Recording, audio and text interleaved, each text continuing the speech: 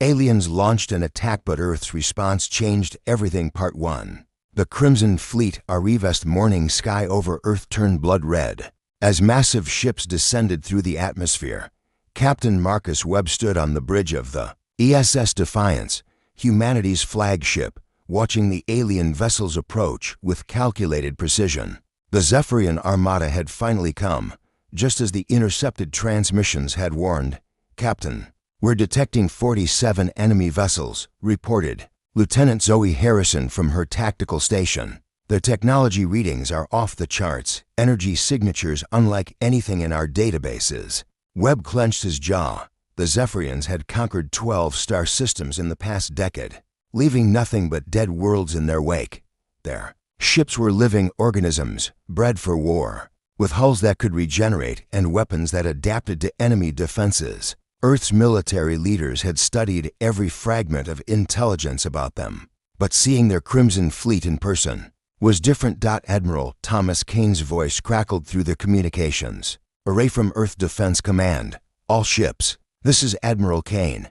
Execute Protocol 7. Show them what human engineering can accomplish." The human fleet consisted of only 23 vessels, but each one represented decades of innovation born from necessity. When humanity had first detected the Zephyrian threat, engineers like Dr. Victoria Stone had revolutionized ship design. Instead of copying alien technology, they had amplified human strengths, adaptability, creativity, and the ability to make impossible repairs under pressure. The lead Zephyrian vessel, a massive creature ship called the Devourer, opened fire first. Streams of purple energy tore through space, designed to overwhelm and destroy. But the human ships scattered in patterns that defied conventional fleet tactics. Each captain commanded independently, using instincts honed through years of dangerous exploration missions. Captain Webb ordered evasive maneuvers as his ship's hull absorbed the initial bombardment. The Defiance's armor wasn't as strong as Zephyrian biohulls, but it was modular. Damaged sections could be jettisoned and replaced mid-battle, a concept that baffled alien military minds. "Engineering reports ready," Captain called Chief Engineer Ryan Cross from the lower decks. "All repair drones are active and standing by." The first exchange revealed something unexpected. While Zephyrian ships adapted to human weapons, they couldn't adapt to human unpredictability.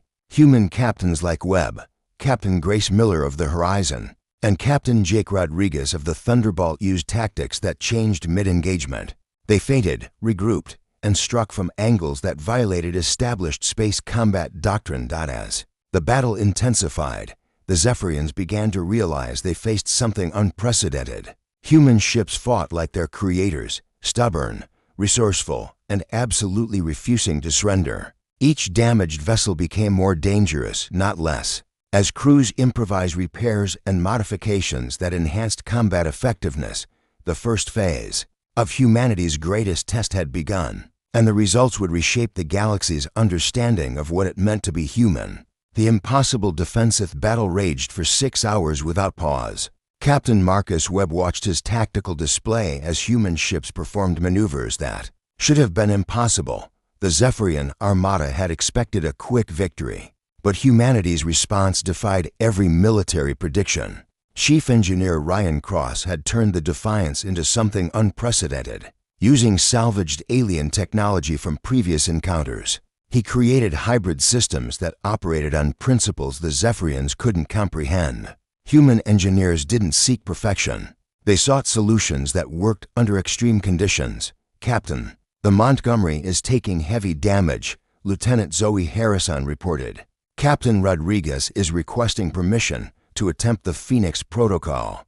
Webb grimaced. The Phoenix Protocol was theoretical, a desperate gambit developed by Dr. Victoria Stone. It involved deliberately overloading a ship's reactor to create a massive electromagnetic pulse, then using emergency systems to restart everything simultaneously. It had never been tested in combat. Permission granted. All ships.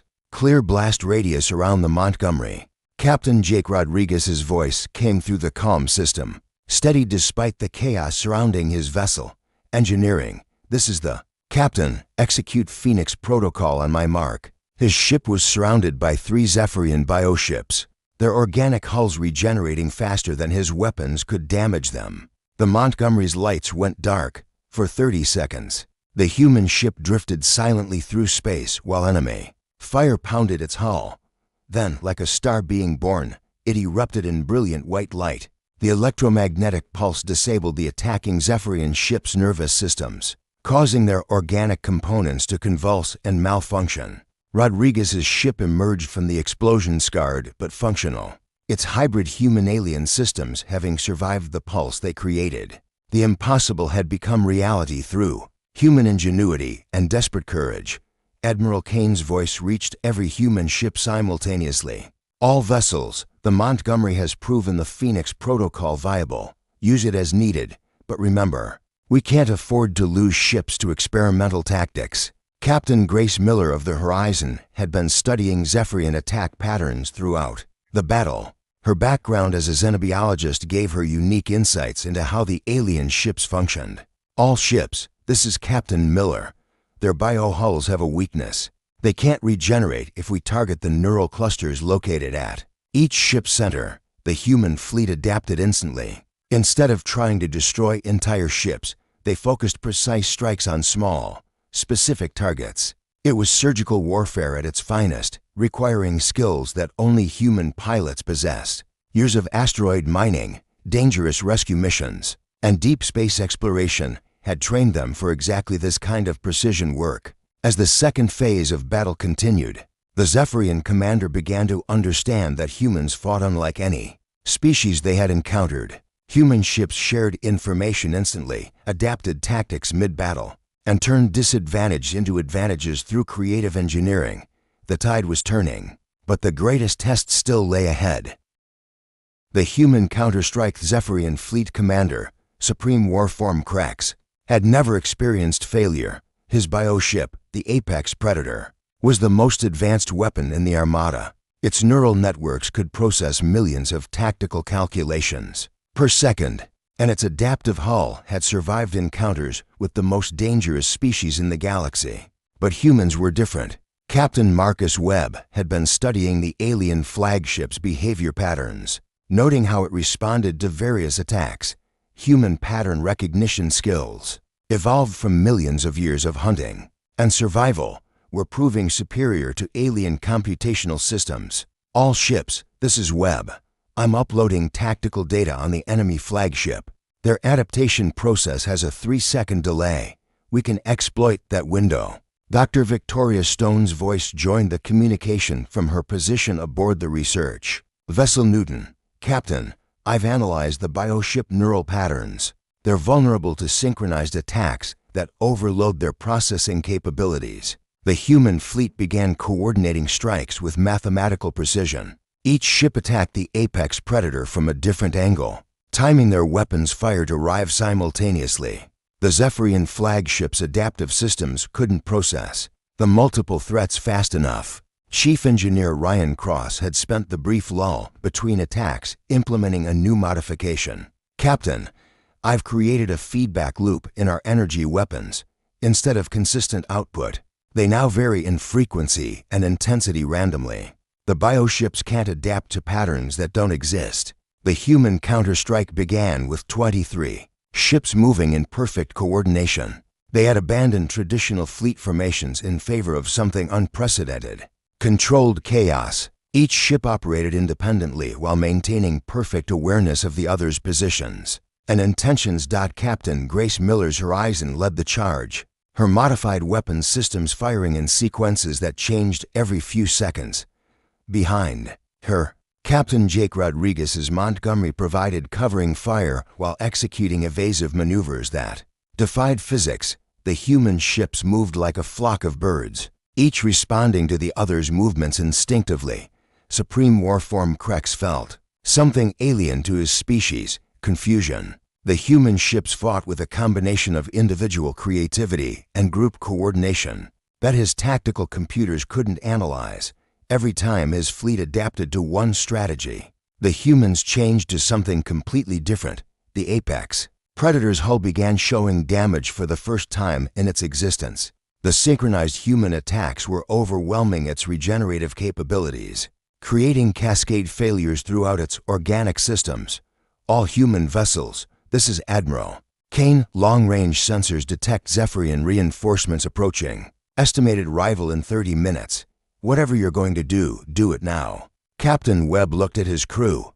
These weren't professional soldiers. They were explorers, engineers, and scientists who had volunteered to defend their home. Lieutenant Harrison was a former asteroid miner. Chief Cross had spent years maintaining equipment in impossible conditions. Each crew member brought unique skills that no military academy could teach. All ships. Execute final protocol. Show them what happens when you threaten humanity's home. The human fleet's final gambit was about to begin. The price of victory supreme.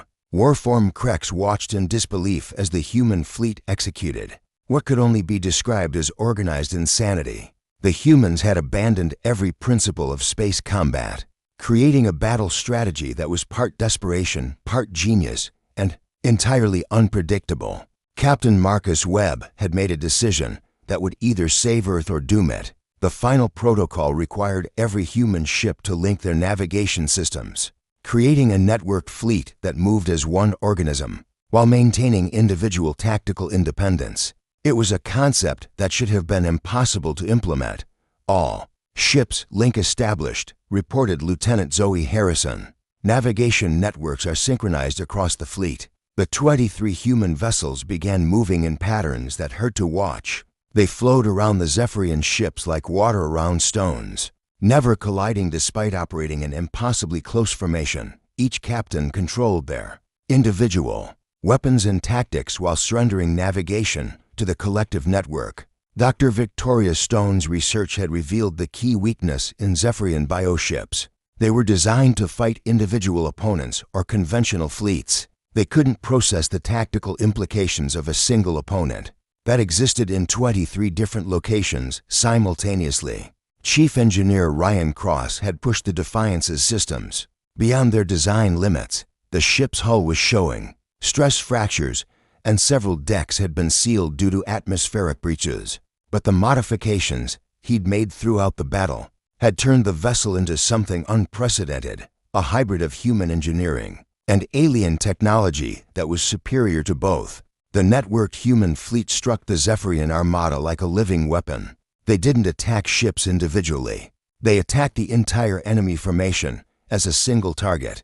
Weapons fire from multiple human vessels converged on strategic points, creating chain reactions that disabled entire groups of bioships. Captain Grace Miller's voice cut through the battle communications. The alien flagship is trying to adapt to our network. It's analyzing our movement patterns. Then we changed the patterns, Captain Jake Rodriguez responded. His Montgomery was barely functional, held together by emergency repairs and sheer determination. All ships switched to pattern designation Chaos 7. The human fleet's movements became even more erratic. Ships dove through formations, executed impossible turns, and fired weapons in directions that seemed random until the energy beams converged on their targets with devastating precision.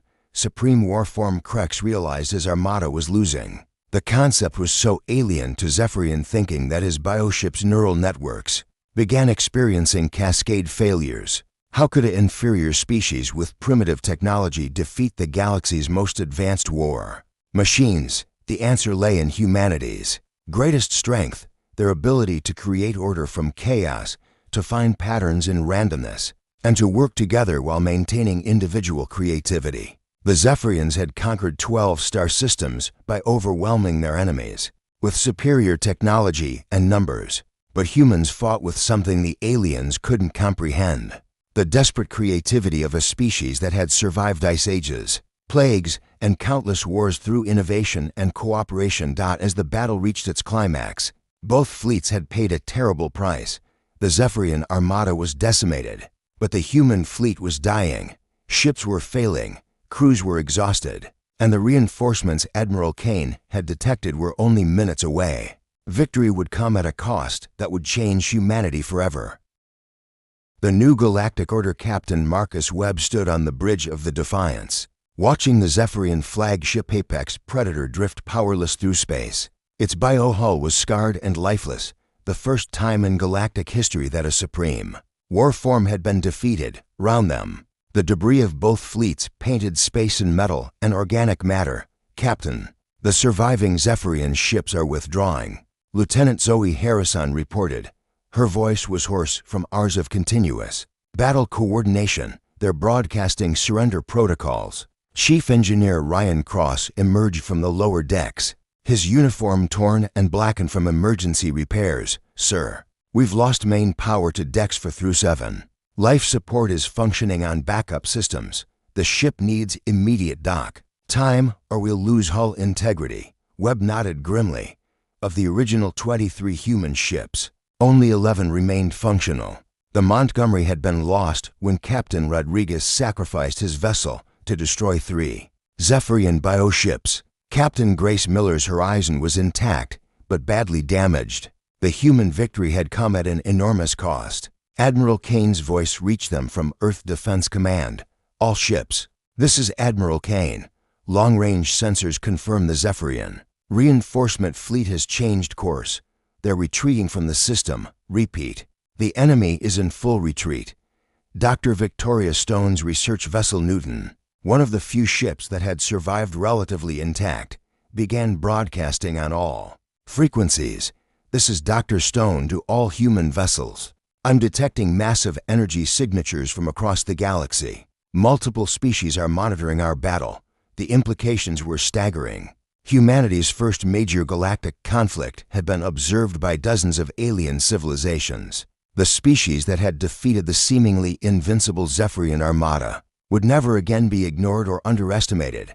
Over the following weeks, as human ships limped back to Earth for repairs, the galaxy began to change. The Zephyrian Empire, built on the fear of their unstoppable war fleets, crumbled as conquered worlds declared independence. Species that had lived in terror for decades suddenly found hope in humanity's impossible victory. Captain Webb received the first alien diplomatic transmission 3 days after the battle. The Altarian Federation, a peaceful coalition of trading worlds, requested formal alliance with Earth. Within a month, 17 different species had made similar requests. But the greatest change was in humanity itself. The crews who had fought in the battle became the foundation of Earth's new stellar navy. Their experience combining human innovation with alien technology created hybrid systems that revolutionized space travel. Chief Engineer Cross's modifications became standard equipment, while Dr. Stone's research into bioship technology led to breakthrough medical advances. The Defiance, repaired and upgraded, became the flagship of humanity's first interstellar exploration fleet. Captain Webb, promoted to Admiral, led missions that established human colonies on 47 worlds within 10 years. Lieutenant Harrison, now Captain Harrison, commanded the first human diplomatic vessel, facilitating peaceful contact with dozens of alien species. Her experience reading alien behavior patterns during the battle made her invaluable in negotiations. The galaxy had learned a crucial lesson. Humans didn't just fight to win. They fought to protect what they loved. When threatened, they became something unprecedented, a species that could turn disadvantage into advantage, weakness into strength, and chaos into victory. The Zephyrian attack had been intended to destroy humanity before they could become a galactic threat. Instead, it had announced to the universe that a new power had emerged, one that combined technology with creativity, logic with intuition, and individual excellence with collective cooperation. Earth's response had indeed changed everything, transforming humanity from a single-world species into the founders of a new galactic civilization, built on cooperation rather than conquest.